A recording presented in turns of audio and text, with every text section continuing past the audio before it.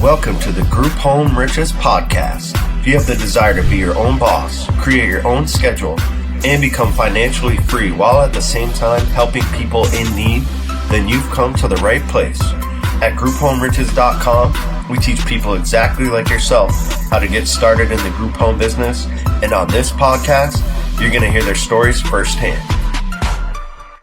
Ladies and gentlemen, welcome to the Group Home Riches Podcast. Today's guest doing something a little bit different today. This is I'm a big fan of him in our school group. I've been seeing he just making just really positive minded, very real posts, kind of documenting his journey. He's in the beginning steps of the kind of group home journey, which is why I say we're doing something a little bit different.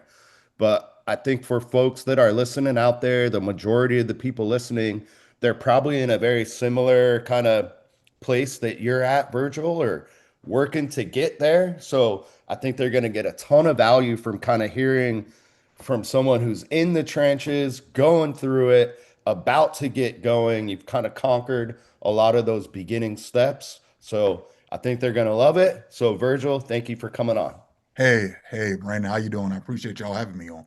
Excellent. Yeah. And we also have the founder of Group Home Riches, Mr. Andy Rothschild. Thank you for joining us. Thank you, Brandon, for doing this, setting it up. Yeah. So I think just by kind of what we were getting into before we started recording, we're probably going to be talking about mindset a lot and how important it is to kind of have a positive mindset, not just in group homes, but just in business, in life in general. So yeah, I'm excited to kind of hear live, your story, Virgil, because like I said, big fan of your posts. So I'm looking forward to it. Absolutely. And I'm looking forward to sharing it as well and being able to help anyone that I can be able to help in this moment. So we'll get to this was the first post that I pulled up. But before we get to this point where you were at, why don't we just rewind a little bit, tell folks a little bit just about your background, where you're located, and then I always like to hear, what kind of drew you to the group home business. Absolutely.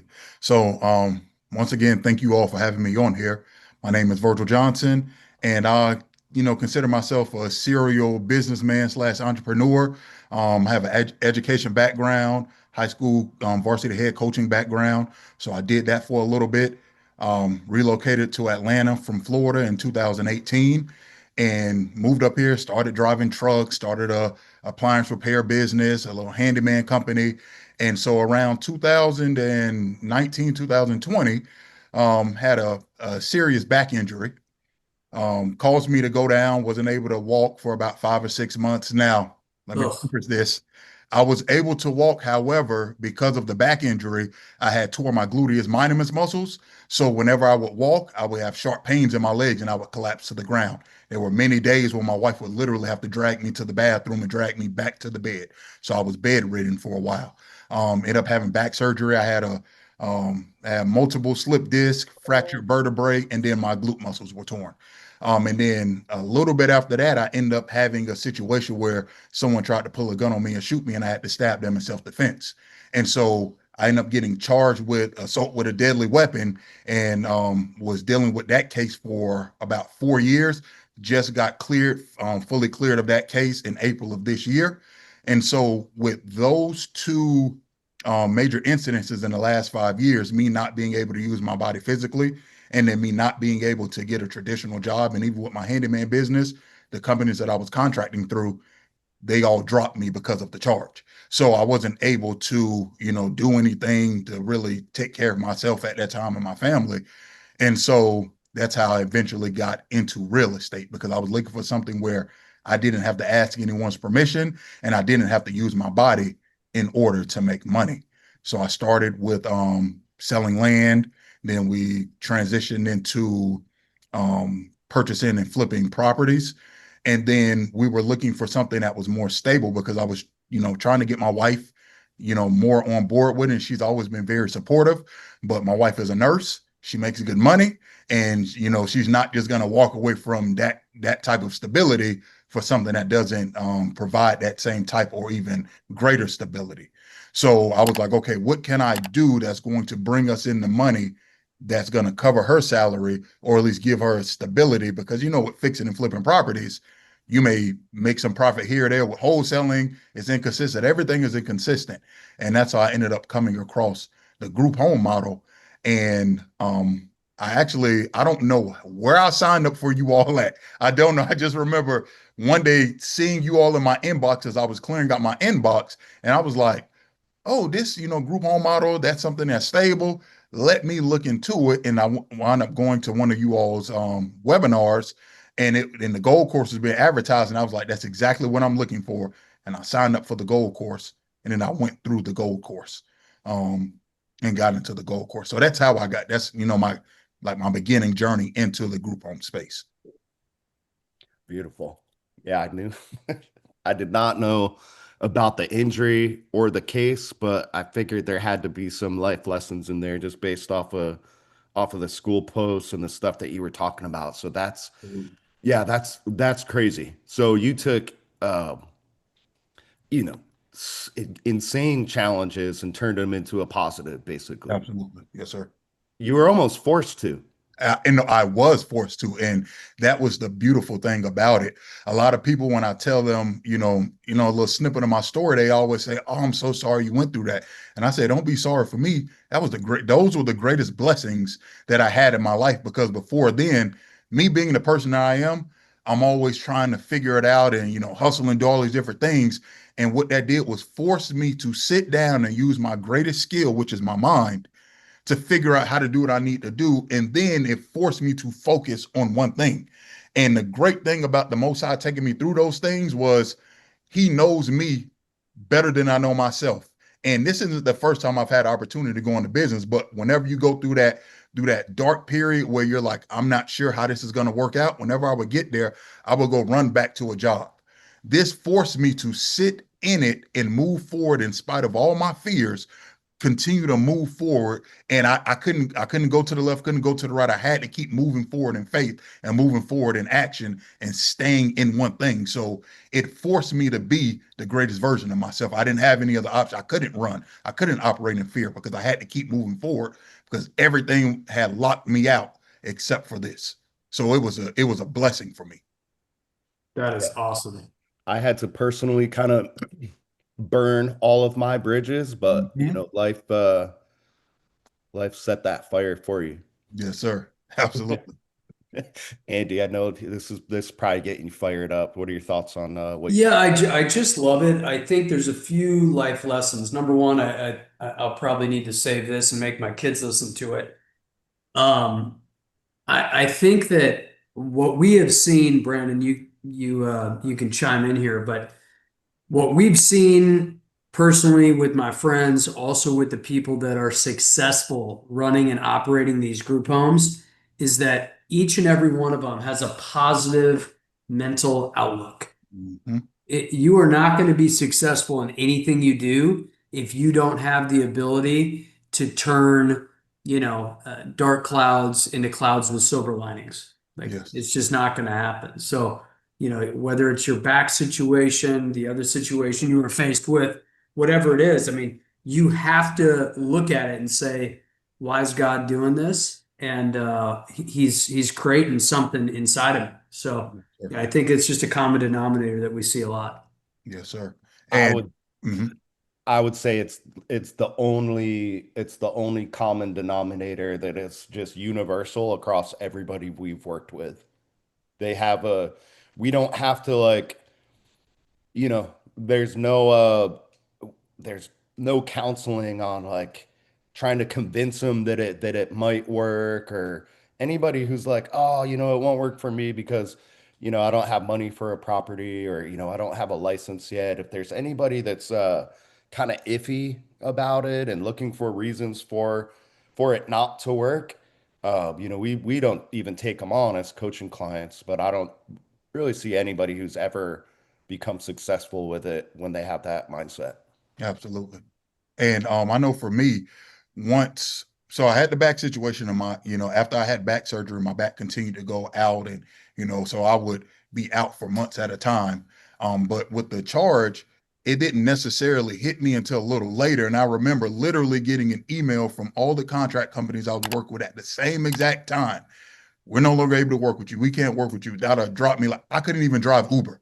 Uber wouldn't even let me go deliver food for individuals. I couldn't do anything. And I remember when I got the email from all of the contract companies, I was laying on my sofa and I like saw myself at a fork in the road. And there was one way was, pity, self-pity, woe is me. And then the other way was figuring this out for myself. And I remember praying and I said, Most High, I see what you're doing. I see what it is that you're trying to do, but you know all the responsibilities that I have in my life right now. I need for you to make a way for me to take care of my responsibilities and still move forward how you need me to move forward. And the next day, my wife ended up getting a position making more money than she's ever made in her life. So, that's how I knew, okay, I am protected in this, even though these things are happening. They're not happening to me, they're happening for me. And so I just continued to walk, understanding that these things are clearing the path for me to be able to be the version of myself that I know I can be and that the most I created me to be. Now, one of one of my favorite books that I've read recently, and I've recommended it to the group and on webinars and stuff. It's called Reframe Your Brain Mm-hmm. by Scott Adams. It's a very simple idea. So, and it's kind of related to this post here, I think. But let's take that situation for example. A lot of people would have seen that as a curse, right? And they would have been like, "Hey, I got nothing else to do. Like I'm forced to go into the streets. I'm forced to like get into shady stuff, right?" Mm-hmm. What how did you kind of reframe that? How did you not go down that path and instead look at it as a, a dream or a blessing? So it's funny you say that, because me and my father, we have a lot of quote unquote religious or spiritual debates. And one of the things that I had to tell him is no time in my life have I ever been a person who did other people wrong. I've always had high moral character, even since I was a child. Even being in certain environments, I was always that person that was like, I'm not gonna do that.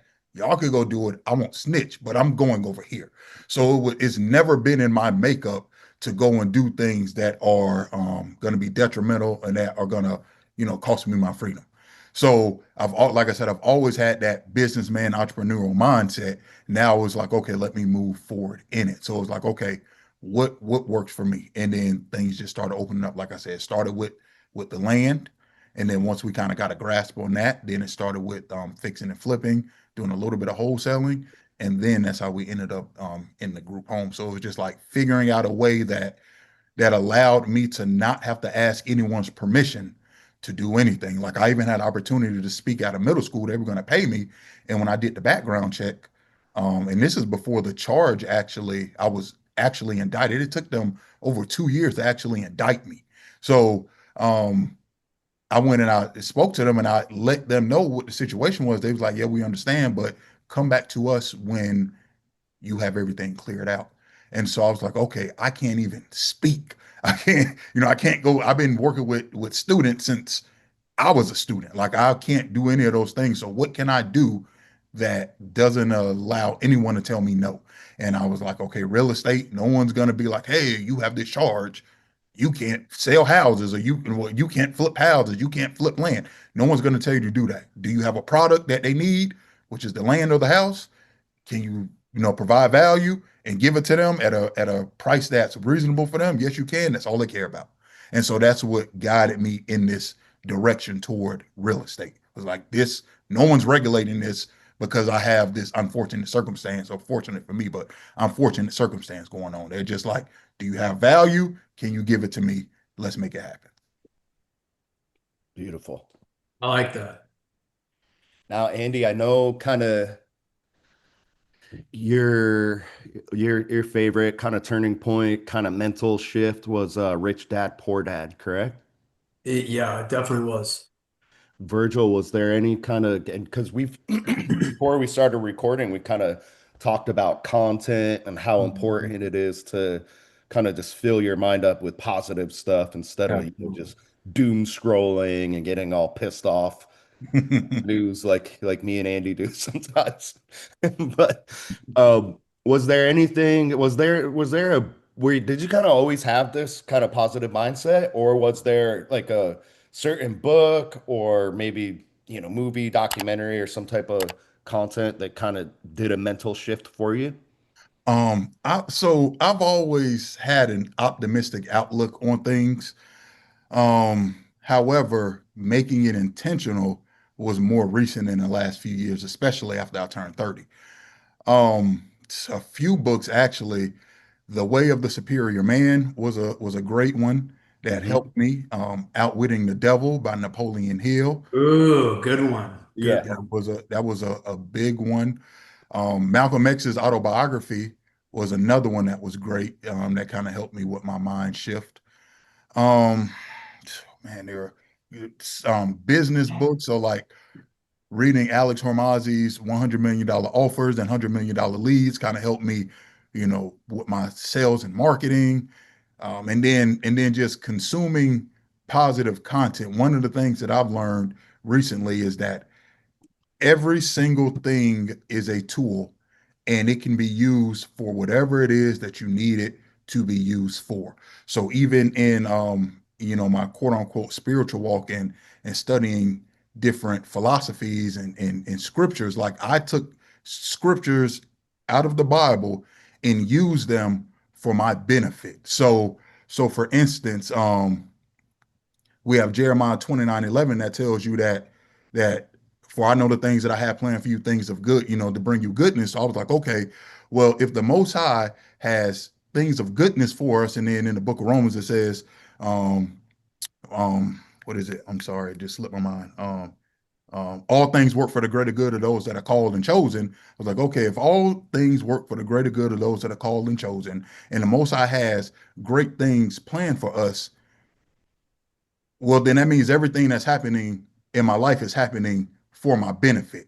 And then it like hit me with it does the Most High no good to to beat us to a pulp, to tear us down and make us lowly and make us lowly, to just kill it.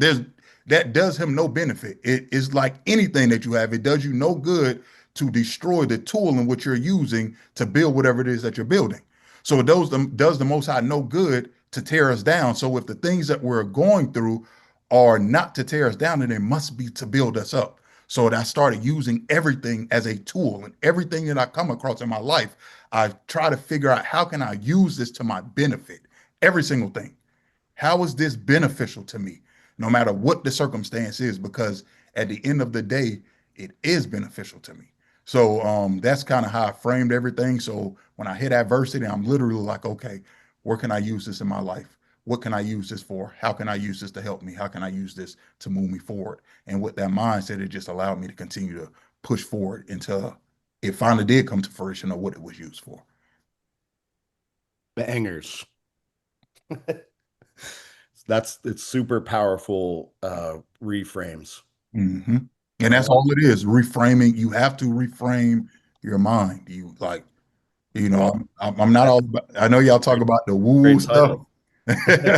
I'm not, I'm not, I'm very big on practical applications to your life. So like, even when it comes to, scriptures in the Bible or in the Quran or in Sanskrit, how can I practically apply this to my life to help me be the best version of myself? That's it. Anything Awesome. else, I don't care about anything else. I care about how can I practically apply this to my life, because if I can practically apply this to my life and I can be the best version of myself, everything else will take care of itself. Yes. This Couldn't is agree more. this is a super practical book.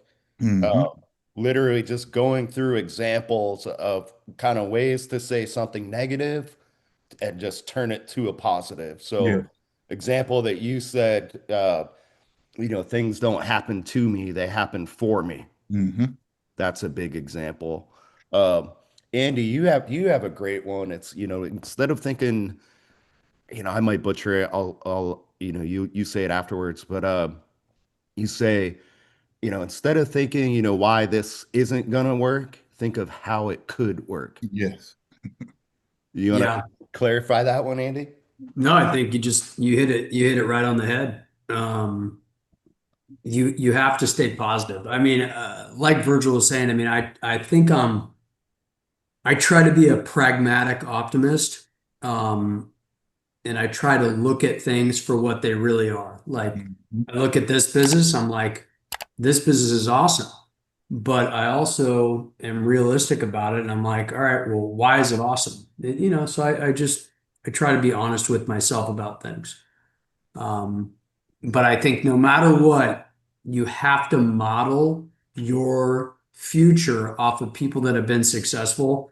And it frankly it just doesn't pay to be negative. Not at all. I mean, yeah, every once in a while you'll get some, stock market guy that shorts the stock market or whatever, and they make $1 billion. But generally speaking, the only people that are out there that are making money in your local community, in your state, here in the United States or internationally, they're all positive minded individuals. So you have to have a mindset like Virgil. Otherwise, you're not going to be successful. How do you get up and work every day and work hard if you're feeding your mind Doritos? Yeah, You absolutely. can't. You literally can't do it. Absolutely. Yeah, we have a high ticket program, the Done With You program, and we make people, apply for it. Then they have to get on a call with us, and we're not trying to sell it to everybody, and we'll literally end the call if we notice like someone's like coming up with excuses on, oh, that won't work in my area, blah blah blah. Even when we, to Andy's point, we're not reinventing the wheel. We Yeah. document all this stuff in the Gold Course. We put out a podcast almost every other week with people that have used our game plan in some form or fashion and become successful. And then we have people that are, it's the majority of people, unfortunately, that reach out to Hmm. us like, oh, that won't work in my area, or that won't work for me because blah, blah, blah. We'll just tell them, hey, you could get the gold course, start with this stuff, but this is the first step. And it's not just group home business. It's the same thing, real estate investing, wholesaling, flipping. Those are extremely hard competitive businesses. If you're going to get discouraged every time, an owner tells you off, or you don't get, your phone doesn't blow up immediately, you are not going to make it. So Yeah. this is You will not make it in life if you've got a negative mental outlook. You're just not going to. You're going to give up. Yep. I mean, And how are you supposed to go run? I mean, hell, you were a football coach, some of these guys have amazing genetics, but eventually, if you keep eating like crap every day, you're not going to be able to.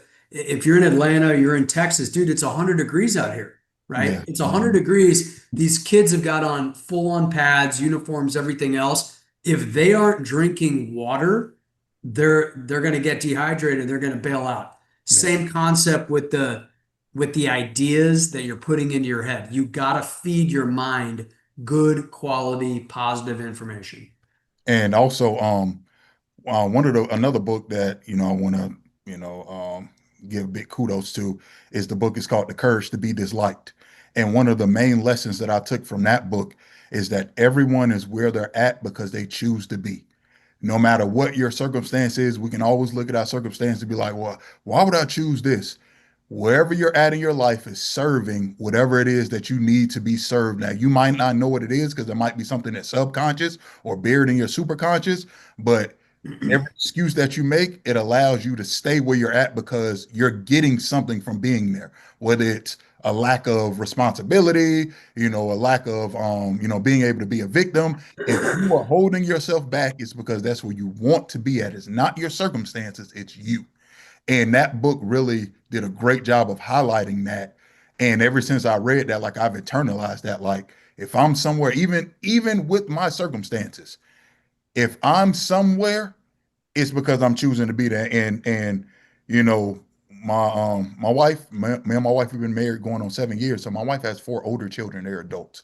One of my stepsons is in prison and he's making legal money in prison. And I said, there's no way I'm gonna let someone in prison outwork me. If he's able to take care That's of do what awesome. he needs to do in prison legally, I can do what I need to do in the free world. So, that was, a big motivating factor for me as well. Like, I'm working, but where am I at right now? Okay, let me keep going because there's something holding me here. It's not where I really want to be at, what I really need to be at. And I just continue to move forward to there.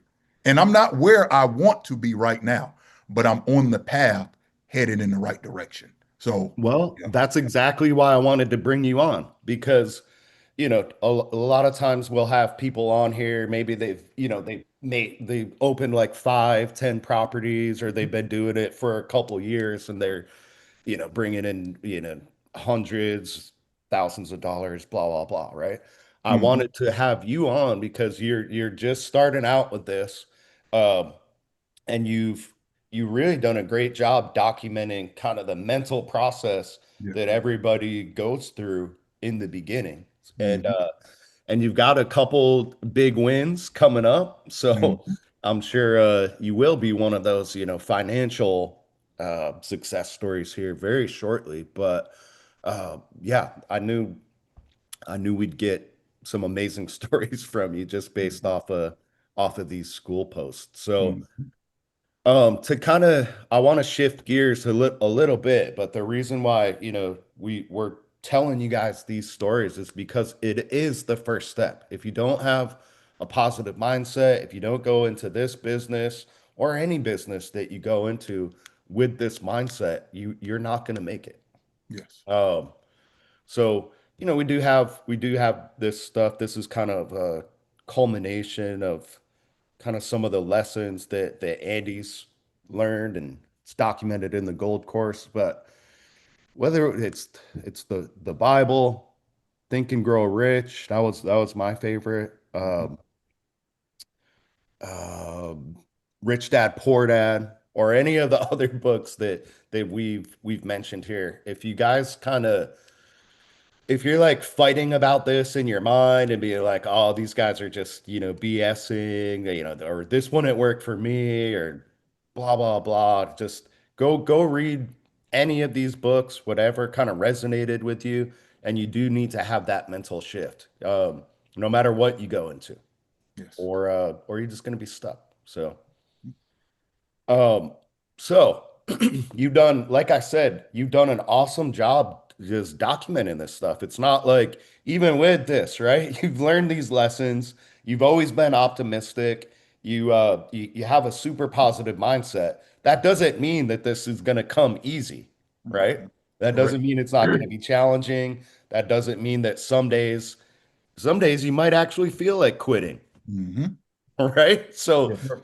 let's get into the journey. Let's kind of see, how can people apply this stuff to the group home business, right? So Absolutely. Yes, sir. as you know, Virgil, the first step that we recommend people make for the group home business, it's not to go raise a ton of capital. It's not to get like a government grant or get a loan and get a big, beautiful property, right? Correct. So you didn't have a ton of properties, or did you? No, no, no. Didn't No. have a lot of capital to get started? No, no. You didn't have any, licensing or No. certifications or anything like that, right? No, no. Nope. Not at So all. why don't you break down kind of the beginning, like the beginning steps, and then let's work our way into this post, because this is one of the favorite posts I've seen in a very long time. Okay. So starting out, like I said, I came across the Group Home Riches course. I came across the Group Home Riches podcast, did a webinar, got the gold course, and immediately went in and just started consuming all of the information. And then when I got to an actionable step in the process, I would immediately go and apply that step. So I, started off with going on the yellow pages, and I made a list of like 150, 200 contacts. And I put myself on a system where I reached out to 10 a day. And then after 2 or 3 days, then I will make a second contact and a third contact. And so I just went through all of those until I got through most of them. And then I started setting up meetings with with organizations. um, in those meetings with those organizations, what I found out was that, and I started out broad. At first, I started out broad, and then I kind of, just was like, okay, I might want to work with families, I might want to work with men, and a lot of these organizations they had already been providing housing, so they didn't need me to come in and provide housing because they were already providing housing. But I just continued to go to different meetings and take little bits and pieces of the meetings and then move forward. And then continue to move forward. I eventually got, after maybe 8 or 10 meetings, I eventually got to an organization that was like, hey, right now, there's a lot of housing for individuals with mental health, individuals with disabilities. There were a lot of housing for that.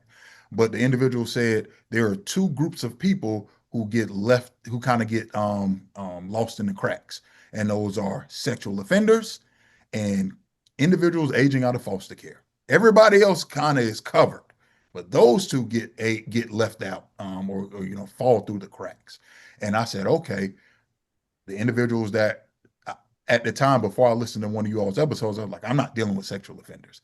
I didn't think about, you all talked about it on a previous podcast, individuals that, maybe caught a case when they were in high school dating someone that was younger, or someone who may have caught like a indecency exposure charge. They have to register as well.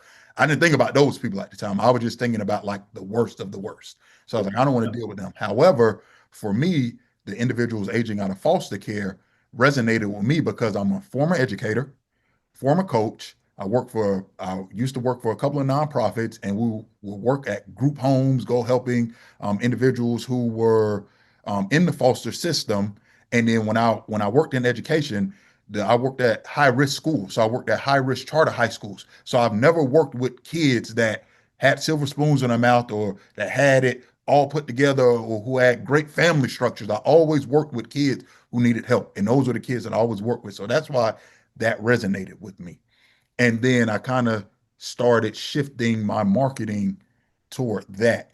And then that's when that kind of transitions into the post that you all had pulled up when I was, contemplating quitting. So I'm reaching out to organizations, still not being able to get into contact, but spoke to a mentor who was kind of helping me through some things. He gave me some things to do, and then I started reaching out to the contacts that he kind of gave me some input on. And then one day I was driving around I'm here in Georgia, driving, and then there's a foster care agency that's up the street from my house. And I just stopped in there, and the individual was like, yes, you are exactly what we've been looking for. We need this. Come back tomorrow. I'm in a meeting. Come back tomorrow, and I'll help you get everything set up. I'll help you connect to everyone that you need to be connected to. I'll help you get all this set up. I'm going to help you. I need to help you. We need this right now. And I was like, okay, that's great. All the organizations I spoke to before and I had the meetings with, they all said the same exact thing too. However, it just wasn't lining up. So when I came back to this individual at the foster care agency the next day, all of a sudden she was like, "Oh, we can't meet." And I'm like, "What? Why can't we meet?" She just kind of like brushed me off. And I was like, "Well, can I call you?" And she was like, "Yeah, call me." So I called her, text her, no answers. And I was like, "Okay." That's when I really was like frustrated. And then it hit me, was like, well, if she was that excited about what it is that I need, she's not the only foster care agency in town. And I literally got in my car and drove to every foster care agency within a 30 to 45-minute radius of me. And I took my Yeah. flyers, took my pamphlets, and I just went to all of them. And they all had the same exact reaction that she did. And as I gave them my information, one of them, let me see, because I went to like 5 or 6, and they all was like, "Oh, call, yes, we'd like to meet with you." And then one of them, they actually gave me a contact. And then when I got that contact, that's when everything kind of opened up. And so when I got that contact, everything kind of opened up. And so this individual at this specific program, she called a meeting with like 15 different organizations with me. I thought her and I met, And she was like, I got like, a few other organizations, and between us, we'll have enough for you to fill up, at least one house. Cause she was like, between us, we have at least 100 kids right now who need housing. And I was like, I could go and get five-bedroom houses, and that's 25 kids. And that wouldn't make a dent in what it is that just those organizations needed. She then called a meeting, had like 10 or 15 organizations there. I pitched my product, my house to them, and they were like, okay, once you get everything set up, then come back to us. And so that's, once I got that confirmation from them, then that's when I went and started looking for properties. So it started with that, getting a little frustrated, but then just pushing through until I was able to make a connection on what it was that I needed. Unreal. What do you think about that, Andy? I think a few things. Number one, you got to have that positive mental outlook that things aren't happening to you, they're happening for you. But number two, you can't, like you were saying earlier, Brandon, you can't just be a positive thinker. You can't just run around like an like an idiotic positive thinker, right? Like a chicken with your head cut off. Like you got to do the work, Yes. right? What did Virgil just say? He got in his car and he drove around to every single one of those locations that afternoon. Like there's a lot of people that are just too, it's the easiest thing in the world to do, but they're too lazy to do it. So, what do I think? I think a couple of things. I think you do have to have a good positive mental outlook. I'm a big believer in getting excited. You Mhm. have to find a way to get excited about something because you got to get motivated. You got to get motivated so you can get going. And if you're not motivated and you're not excited, like Virgil, like you were motivated and excited, otherwise you wouldn't have gotten in your car and driven to all those places, right? Yeah, well, and for me, beyond the motivation and excitement, it was I know this works. And Yes. so sometimes for me, and this is one of the things that I've learned, I've personally gotten rid of like motivation and all of that. What I've learned is that the key and the secret is actually self-discipline, because Yeah. you're not going to always be motivated and excited. However, you can control your inputs. So you're not, it's just like working out. You're not going to always want to go to the gym, but I don't need a rah-rah speech to go to the gym because I know I need to be at the gym for my heart health. It's the Yeah. same thing with the group homes. I know, regardless of how I feel, like that lady, I could have easily said, "Dang, here's another roadblock. All these other organizations don't need me." And then this lady said she was gonna help me, and she did it. And a lot of people would be like, "See, it ain't gonna work." But I literally took a tool from that. If she was excited, this excited, that means other people in her same position will feel the same way. And Motivation that, gets you started, discipline keeps you going. yes, sir. So yeah. Beautiful. Yeah, it's very like me and Andy, we say this on every webinar, right? Is stay positive, follow the game plan. You have to go big with your marketing. That's one thing. We break it down how to do it in the gold course. But yeah, a lot of people don't realize like, how big you have to go with the marketing. You have to have a lot of contacts. You do need to probably stop in a lot of times. You have to constantly be following up. If you have that negative mindset, if you're just going to get frustrated and quit, the first time you make a couple calls and they don't go great, it's not going to work for you. And every business you're going to run into roadblocks like that. Every endeavor. In my response, I said, think about when you were learning to walk, learning to ride a bike, school, learning a new trade, something like that. You always are going to hit that point where you feel frustrated and you want to give up. And if you can work your way through that, that's when things will start clicking for you. Um, and then hopefully I wanted to kind of get people to feel that pain. If you can't relate to that process, then unfortunately you've always quit when the universe tested you. Yeah. Yeah, Yeah. Brandon, let me comment on that real quick. I am a huge believer that you have to feel the pain. Hmm. Like if you don't feel the pain, something bad is going to happen, right? I mean, think about it in life, right? If you don't feel pain when you're playing football, you were a football player. I didn't play football because I kept getting injured. I was too small. But um, if you don't feel the pain in your knee, you're gonna tear your meniscus. You're gonna tear your ACL, right? If you don't feel the pain when you walk into a door because you're blind, like eventually you're gonna mess yourself up. You have to feel the pain in life.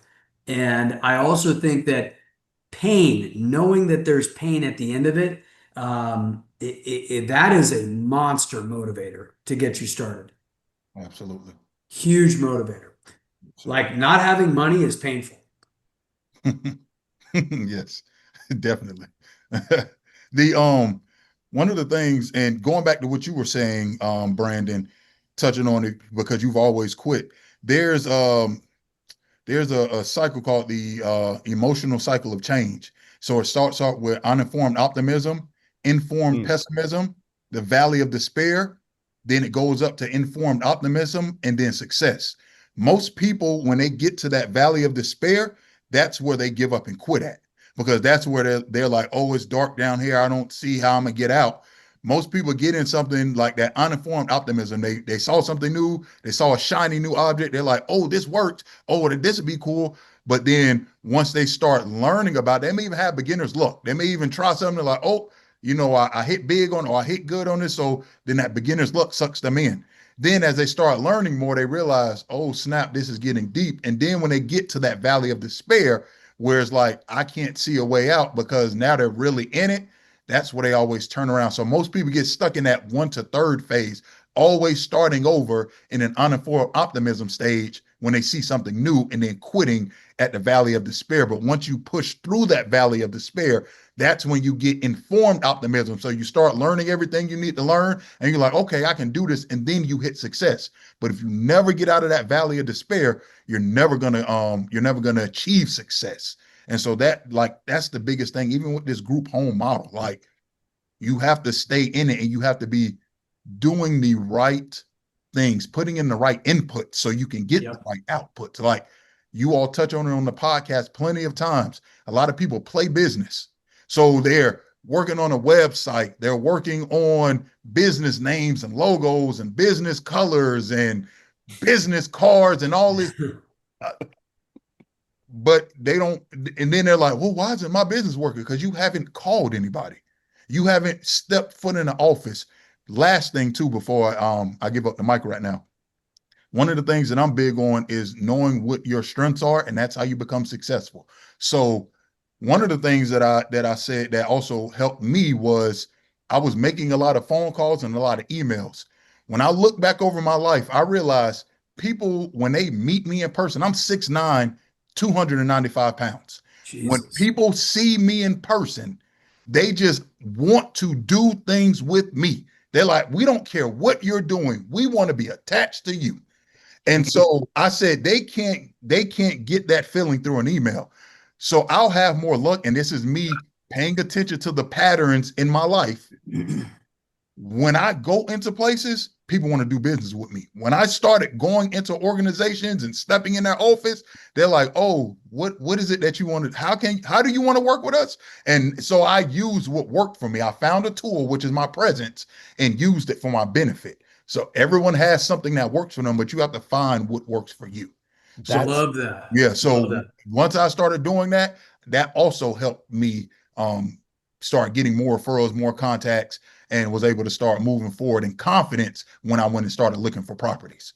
well, now that I know that about you and your story and your the background and everything, this is probably why you were led to this demographic, Hmm. right? Yep.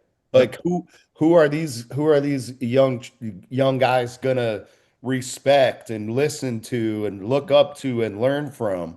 Um, Probably the best person would be an ex-football player, kind of from a rough background, who's 6'9" and 290 pounds, right? Former basketball player, but yeah. Okay, nice. But I don't know that while you were telling that story, that clicked for me. That's all right. Absolutely. That's probably why he was led down this path to work with this demographic. And That one of the organizations that I'm partnering with, that I'm going to provide housing from for them, their organization here in Atlanta that helps individuals 18 to 24 get a GED, get a trade, get an apprenticeship, and then get a job. They When I went to meet with them, as I was getting up to leave, one of the managers, she said, "Hey, sit down real quick, close the door." She said, "I've been listening to what you've been saying about yourself," because she was doing some other stuff on the phone. She's like, "I know it may not sound like I was listening to you, but I was listening to everything that you were saying. And I listened to, us tell you about it, tell us about your path and all of that and your background." And she said, "We want you, yes, we're going to do the housing, but we want you to come in here and work with our boys. You're not leaving this office until we figure out how Yeah. you can work with our young men." So not only am I going to be providing housing for them later on down the line, but I'm also partnered with them to do um, a a a men's fundamental like a fundamental men's workshop, a 4 week workshop for them. So I'm going to go in twice a week and do a workshop for the young men in their program, just teaching them the basics of manhood, and giving them that whole litany, and getting them prepared, and everything that has to do with becoming or growing into manhood. So I'm going to be providing that for them. And the director of the program is going to pass the program off to the other locations all around the country for me to come in and do the same thing for them as well. That's awesome. Hey, unbelievable. Virgil, quick question. I was unfamiliar with what you were referencing earlier with that emotional cycle of change or whatever it's called with the Valley of Yeah, I wanted to Despair. pull that Sure. up. Where did you learn about that? Alex Hormozzi, he talks about it. He talks about it Oh, a lot when it comes to people constantly chasing shiny object syndrome and then quitting when it gets hard. okay. Mhm. Interesting. Honestly, that was like the story I was trying to tell, but Mhm. this just boils it down perfectly. I'd never heard of that before, but while you were talking about it, I was like, oh my God, this is it's crystallizing stuff. But yeah, you said it perfectly, and this is what we see on the coach side, Andy, is a lot of people uh this is where they quit. Yeah, it says right here, most people quit here. Yep. And I literally, that's why I had this highlighted while you were telling your story. Yeah, Mhm. most people get frustrated and they give up. They're like, "Oh, this doesn't work. The gold course is a scam." Mm. Yeah. And it's not just again, it's not just the group home business. It's every business. You see this in real estate investing with Brandon, I was just about to say that. yeah, go Where for where are we right now in the cycle? Right? it.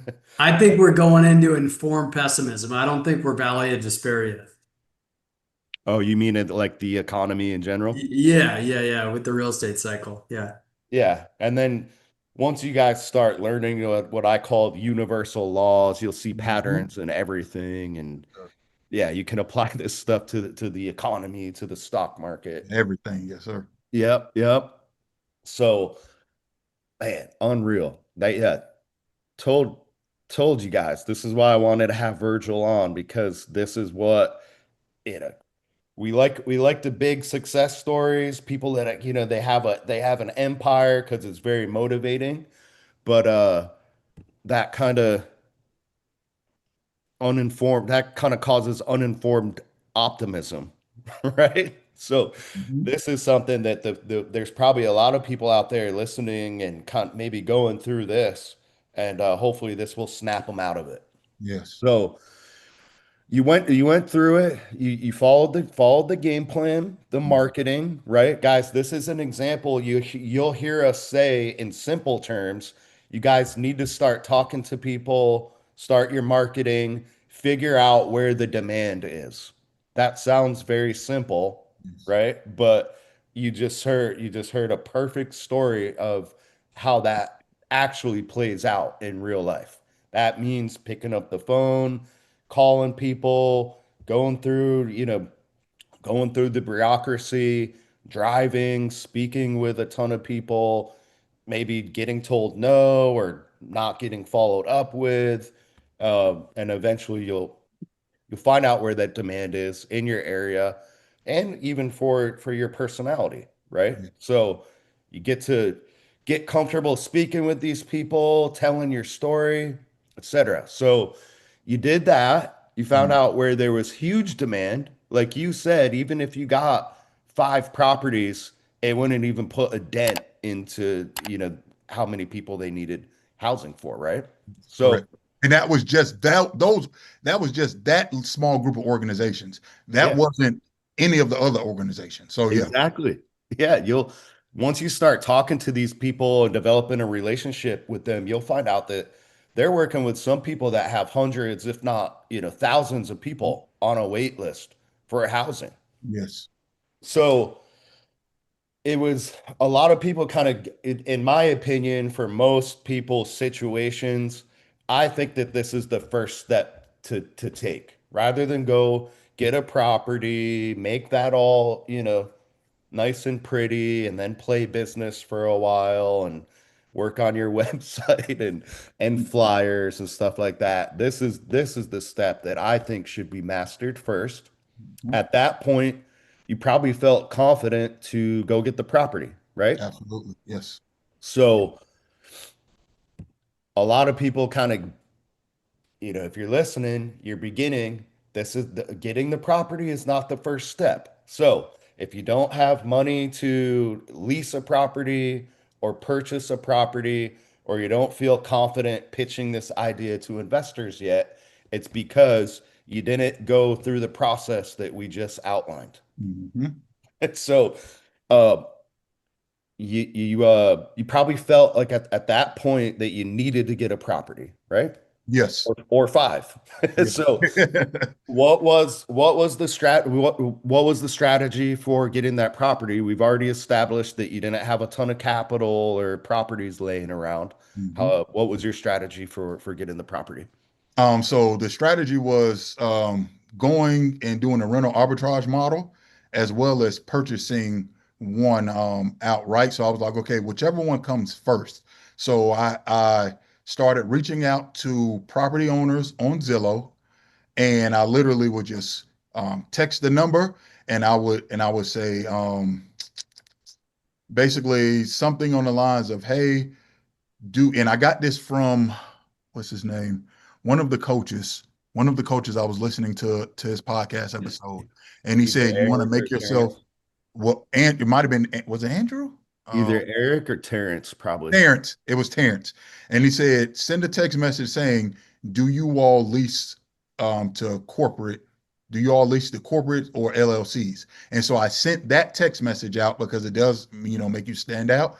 And then I had one rental company actually reach back out to me, and they were like, yeah. And then the lady called me and she was like, yeah, we're going to be able to help you. We'll be able to give you a property because we like helping people because their organization or their property management company was working with people who needed help as well. So they were like, oh, we would love to help you. And so she connected me with the director, and they were like, okay, yeah, we'll be able to meet. And then an emergency happened, and the director had to push the meeting back. And then when we met again, she was like, well, after talking to our insurance company, we're not going to be able to give you a property. I was like, okay. Um, and so I went and started reaching out to more landlords, and then I came across a landlord who was like, "Yeah, we'll partner with you. Tell us a little bit more about what you're doing." And so I gave him a rundown of the business model, and she went and talked to the owner, and the owner wanted to do it because they had just evicted some tenants a couple of months ago, and the owner was like, "I only want to deal with guaranteed income from now on." So he was like leaning towards Section 8, but he was like, since you're doing something to help people, we'll work with you. So they wanted something that was going to be guaranteed income. And since I was going to be dealing with individuals that were going to be getting transitional housing and getting funded from organizations, that's guaranteed income. So he was like, okay, they were like, okay, we'll work with you. And so that's how we were able to get that first property. Um, the second property that we have, so we got that one through rental arbitrage, and then at the same time, my lender had contacted me and told me about a new lending product. And so we would only have to put 5% down. And then he had access to down payment assistance programs. So that way we would be able to basically get that covered. So we found a house, in the area. It was already ready to go. It's rent ready turnkey, and right now we currently have it under contract. We're going through the due diligence phase. There's some things that they need to kind of fix on the property, nothing major. And so once we close on that, then that'll be our second property that we'll have in the pipeline. So the first property we just ordered our furniture for. Our furniture is going to be there on Saturday. We went and got all the utilities cut on at the property and everything, and we're going to furnish it this weekend and next week, and then do a walkthrough tour. I've already emailed all of my contacts to let them know that we've secured the two properties. We're going to do a walkthrough tour of the first one in the next 10 to 14 days. And then once we get the next one up after that, then we'll do another walkthrough for that one. Congrats. I thought I didn't know it was I didn't know two properties were getting opened. So that's amazing. Yes, sir. And soon as I get done with these two, I'm going to, go get more because I like now I have a system. And I know for me, the biggest thing was creating a system to become successful with. And so now I have a system. So now I'm like, okay, I can replicate this easily. What's the strategy to get more properties? Doing the same thing. So with the purchasing aspect of the property, going with a conventional loan, once we get the property filled, then that counts as income. So a lot of times, when you're getting a loan, they're going off your income, and so your debt to income ratio has to be a certain threshold.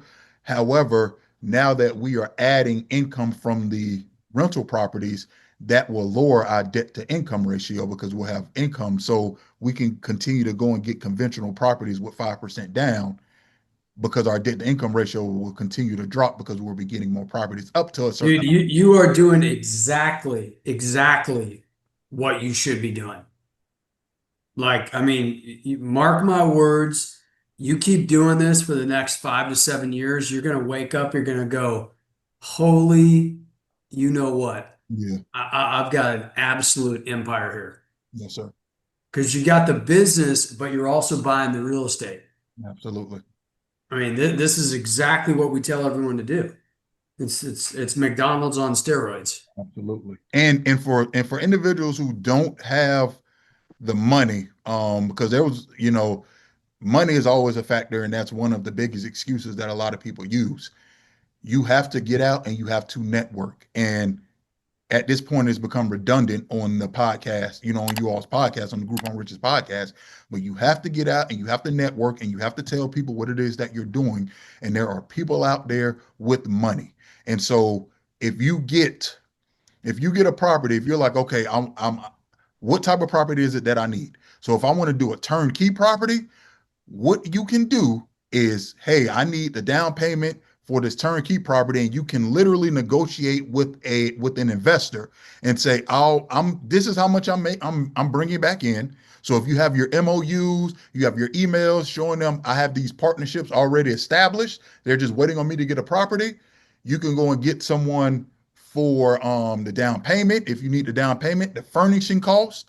You can go get a credit partner. So if you don't have the credit or you don't have the right debt to income ratio, you can partner with somebody that could be a credit partner, but you have to network to get connected to these people. And in return, you will say, hey, my profit is going to be, let's just say, 1,500 a month. I will pay you back 750 a month until I pay you back what I owe you. Or if you want to go get a property that maybe you have to do some work, you could go and get the property, do the work, and if they give you the down payment, let's just say you find a lender that gives you a 10% down payment, you find a property, I'm just using numbers to keep the numbers even, $100,000 property, you need 10% down, so that's 10,000 plus closing costs. Depending on the lender that you go to, you'll have to shop around.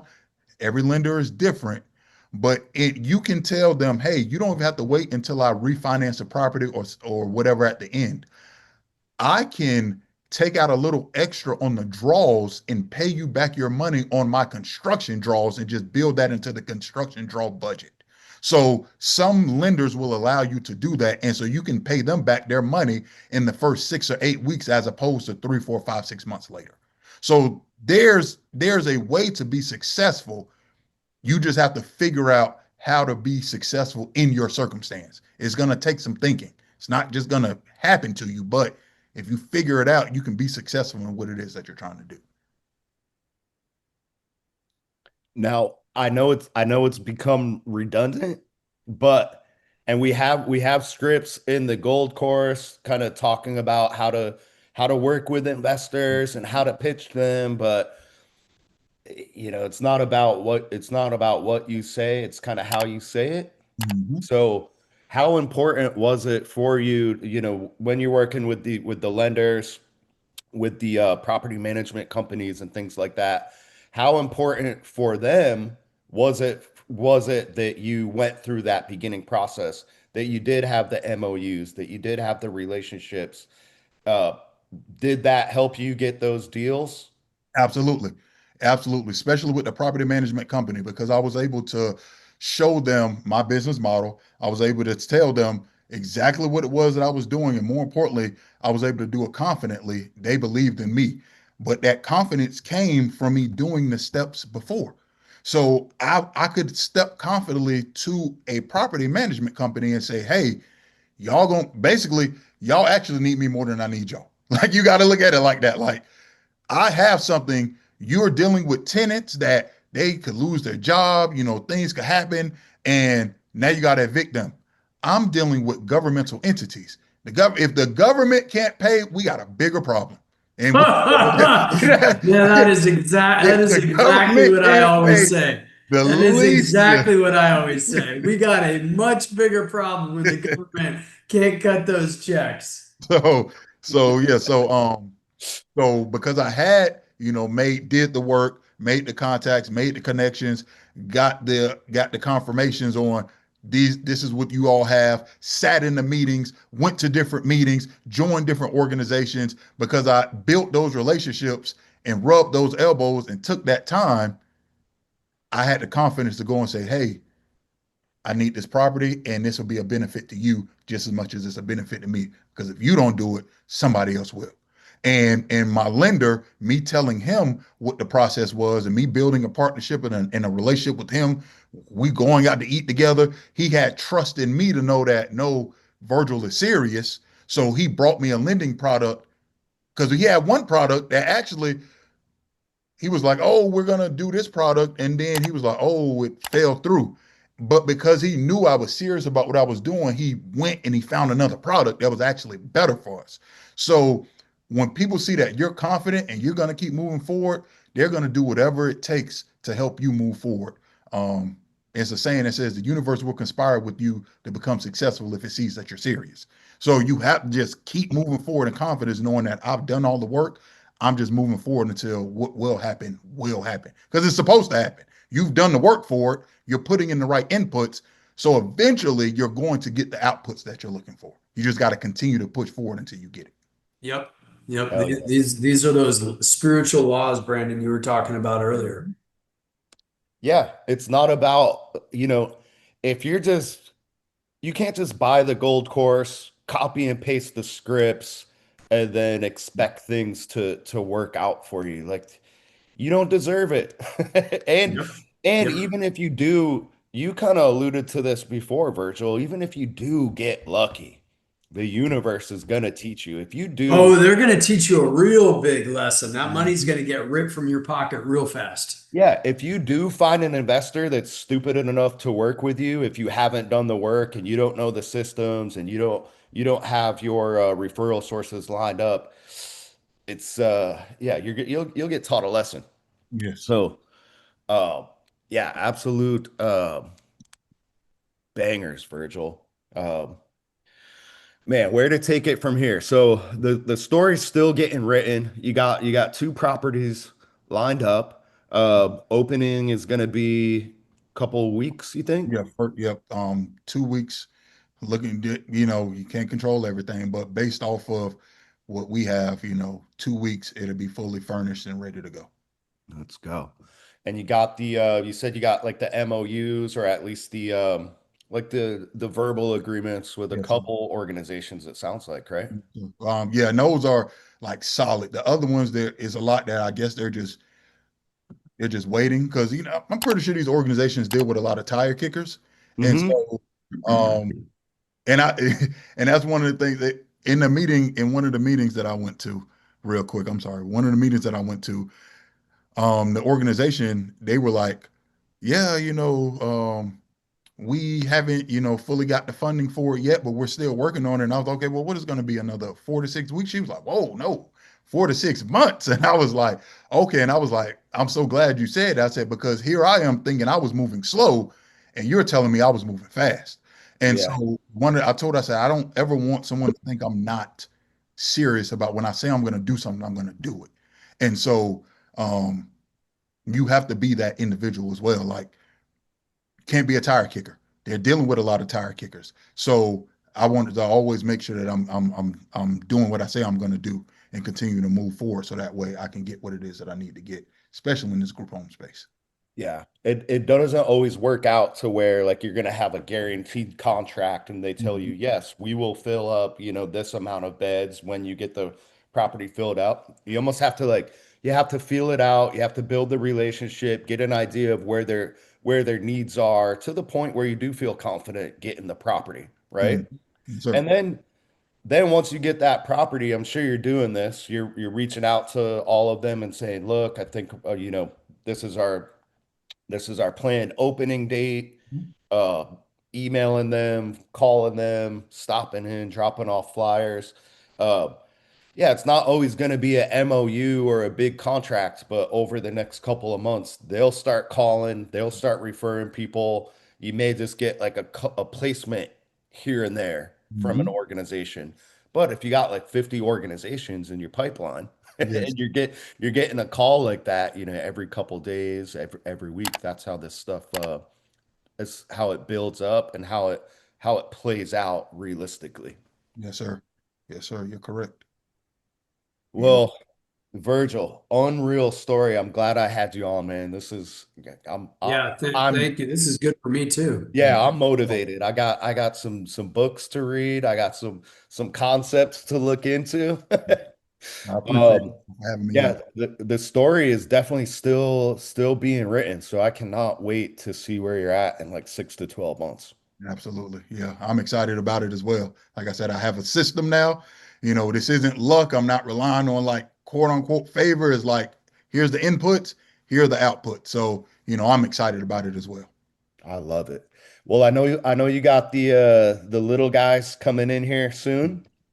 Yeah. Um, so yeah, we definitely have to do a follow-up soon once you're rocking and rolling, man. Agree. Absolutely. Yes, sir. Will do. Agree. As well, like keep in touch with us if you ever need advice or like real estate stuff. We're happy to help along the way because we always say it. You don't see me and Andy's face all over the YouTube podcast or anything like that. These stories are what our brand is about. Yeah. So thank you so much for coming on and sharing and just dropping absolute bombs. Appreciate you Um, for having me. with that being said, I'll leave it to you guys for the last words. Andy, why don't you kick Yeah, us I off think and everyone needs to go back and re-listen to this like 3 or 4 times. Just listen to everything Virgil said. agreed. And then Virgil, give you the last word, brother. Any last words, and then let the folks know where they can reach out to you. Okay. You can reach out to me. My website is ioamhousing.com. That's ioamhousing.com. And you can email me at ioamhousing@gmail.com. ioamhousing@gmail.com. My biggest thing that I just want to leave everyone with is stick to it. If you want to do this, simply stick to it and figure out a way to make it work. It's worth it. Everything that you're going through will be worth it. And everything that you're going through now is preparing you for where it is that you're going later. So don't look at it as woe is me or why me. Look at it as I'm glad it is me because what's coming after this is going to be phenomenal. That's Unbelievable.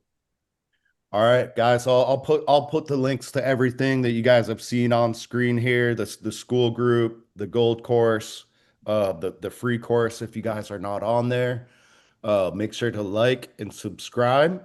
If you guys like this content, we're always pumping it out. Just a ton of free game for you guys. Um, and yeah, Virgil, dude, amazing stories. I knew this one was gonna be a banger. Like I said, I'm a big fan of the school posts. Mhm. So that's another thing, guys. If you're not in the school group, get in there. Start networking with people who are like-minded, right? We have over 2,000 people in there, all helping each other. Um, Dude, Virgil, thank you so much for coming on. Can't wait to see where this goes and to do a follow-up podcast with you. Uh, Andy, as always, thank you for coming on. Yeah, thank you guys very much. Virgil, very nice meeting you. All right. Thank y'all. Nice meeting you too, Andy. All right, fellas, have a great day. You too.